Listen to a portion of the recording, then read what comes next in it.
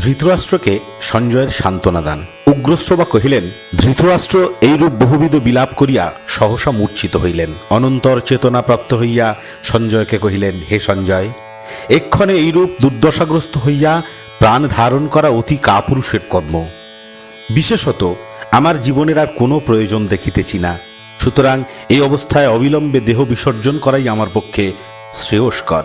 রাজা ধৃতরাষ্ট্রকে নিতান্ত কাতর দেখিয়া সঞ্জয় কহিতে লাগিলেন, মহারাজ, দৈপায়ন ও নারদ মুখে আপনি শুনিয়াছেন শৈব, সৃঞ্জয়, সুহোত্র, রন্তিদেব, কাক্ষীবান, ঔশিজ, বাল্হিক, দমন, সর্যাতি, অজিত, নল, বিশ্বামিত্র, অম্বরীশ, মরুত্ত, মনু, ইক্ষ্বাকু, গয়, ভরত, দাশরথী, রাম, শশবিন্দু, ভগীরথ, কৃতবীর্য, শুভকর্মা, যজাতি ইহারা প্রখ্যাত রাজর্ষি বংশে প্রসূত হইয়া অলৌকিক যশ ও অসামান্য কীর্তি ও ধর্মযুদ্ধে জয়লাভ করিয়া পরিশেষে কালবেশে এই সুখময় পৃথিবী হইতে অন্তর্হিত হইয়াছেন।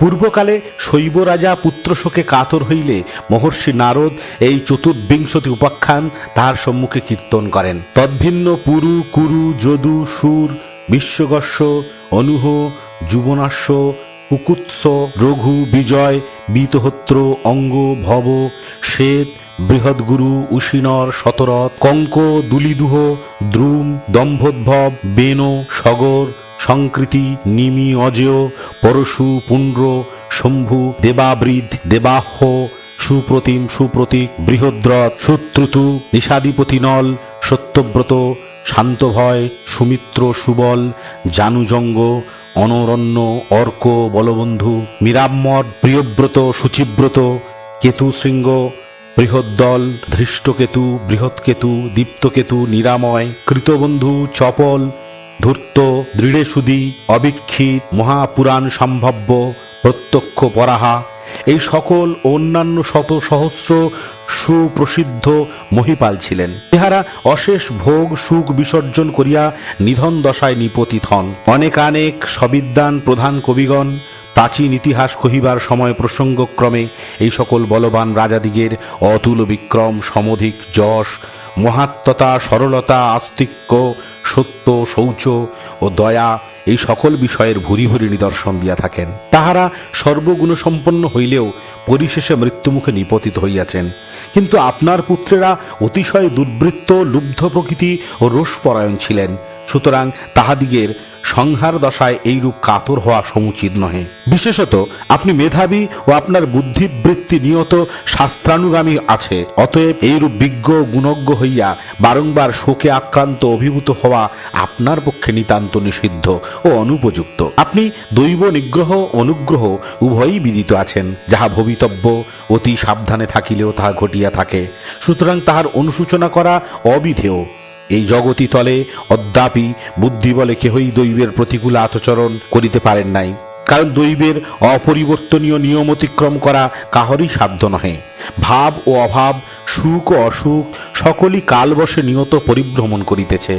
কাল সর্বজীবের সৃষ্টি ও কালই তাহার সংহার করিয়া থাকেন। কাল সর্বজীবের দাহ ও কালই তাহার শান্তি করেন। ইহকালে যে সকল শুভাশুভ উপস্থিত হয় সে সমুদায় কালমূলক। প্রজার সৃষ্টি ও সংহার সকলই কাল সহকারে ঘটিয়া থাকে। জীবলোক সকলই নিদ্রিত, একমাত্র কাল জাগরিত আছেন। কাল সর্বত্র সর্বভূতে সমভাবে অবস্থান করিতেছেন। যাহা অতিক্রান্ত বা অনাগত ও যে অবস্থা বর্তমান আছে সকলই কালকৃত বিবেচনা করিয়া আপনার বিচেতন হওয়া সমুচিত নহে। এইরূপ প্রবোধ বাক্যে সঞ্জয় পুত্র শোক সন্তপ্ত রাজা ধৃতরাষ্ট্রকে আশ্বস্ত ও সুস্থ চিত্ত করিলেন। ভগবান বেদব্যাস এই বিষয়ে এক পবিত্র উপনিষদ করিয়াছেন এবং অতি বিচক্ষণ কবিগণ ওই উপনিষদ পুরাণে কীর্তন করেন। মহাভারতের মাহাত্ম্য কীর্তন। এই মহাভারত অধ্যয়ন করিলে পাপের নাশ ও পুণ্যের সঞ্চার হইয়া থাকে। অধিক কি শ্লোকের এক চরণ উচ্চারণ করিলেও পাপ উভয়ের নিবারণ হয়। এই গ্রন্থে দেব, দেবর্ষি, ব্রহ্মর্ষি, যক্ষ, রাক্ষস ইহাদিগের বিচিত্র ইতিহাস বর্ণিত আছে। যিনি একমাত্র পবিত্র ও সত্য স্বরূপ নিত্য পরব্রহ্ম, পণ্ডিতরা যাহার অদ্ভুত রচনার ঘোষণা করিয়া থাকেন, যিনি কার্যকারণ রূপ ও বিশ্বের নিয়ন্তা, যে অপ্রমেয় পুরুষের সুশাসন অস্খলিত ও অপ্রতিহত প্রভাবে বিদ্যমান থাকিয়া এই বিশাল বিশ্বের নিরবচ্ছিন্ন শুভ সংসাধন করিয়াছেন, যিনি জন্ম মৃত্যুরূপ দুর্ভেদ্য শৃঙ্খলে সংযত করিয়া সর্বজীবের সৃষ্টি করিয়াছেন, ঋষিগণ যোগ বলে আদর্শ স্থলগত প্রতিবিম্বের ন্যায় অন্তরে যাহার বিশ্বরূপ সন্দর্শন করিয়া ভূমানন্দ উপভোগ করেন, যাহারা তুষ্টির নিমিত্ত নিত্য নৈমিত্তিক ক্রিয়াকলাপ সকলই অনুষ্ঠিত হয়, সেই অনাদি অনন্ত ভূত ভাবন ভগবান বাসুদেবের সুচরিত এই গ্রন্থে সম্যক রূপে কীর্তিত আছে। ধর্মপরায়ণ ও পরম শ্রদ্ধাবান নর নিয়মপূর্বক এই অধ্যায় পাঠ করিলে পাপ হইতে বিমুক্ত হয়েন। 2 সন্ধ্যা এই অনুক্রমিকাধ্যায় পাঠ করিলে মনুষ্যেরা অহরাত্র সঞ্চিত পাপ হইতে অবশ্যই বিমুক্ত হয়।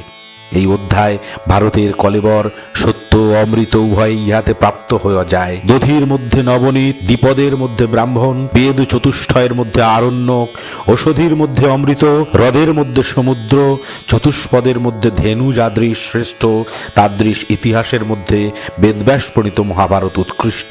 আস্তিক ব্যক্তিরা শ্রাদ্ধকালে ব্রাহ্মণগণকে ভারত সংহিতার অন্তত 1 চরণ শ্রবণ করাইলেও তাহার পিতৃলোক তদ্দত্ত অন্নপানে পরিতৃপ্ত হন। বিদ্বান ব্যক্তি কৃষ্ণ দ্বৈপায়ন প্রোক্ত এই মহাভারত করিয়া প্রচুর অর্থ লাভ করেন ও ভ্রূণ হত্যা প্রভৃতি অতি দুষ্কৃতি হইতে আশু বিমুক্ত হয়েন। যিনি প্রতি পদ্বাহে অতি পূত মনে ইহার কতিপয় অধ্যায় আবৃত্তি করেন, তিনি সমুদায় অধ্যয়ন না করিলেও তাহার সম্যক ফল লাভ করেন।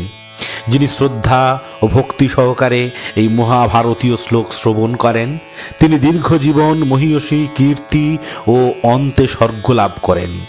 পূর্বে দেবতারা একত্র সমবেত হইয়া তুলাযন্ত্রের একদিকে 4 বেদ, অন্যদিকে এই ভারত সংহিতা রাখিলেন, কিন্তু পরিণামকালে ভারত সংহিতা সরহস্য বেদ চতুষ্টয় অপেক্ষা মহত্ব ও ভারবত্ব গুণে অধিক হইল।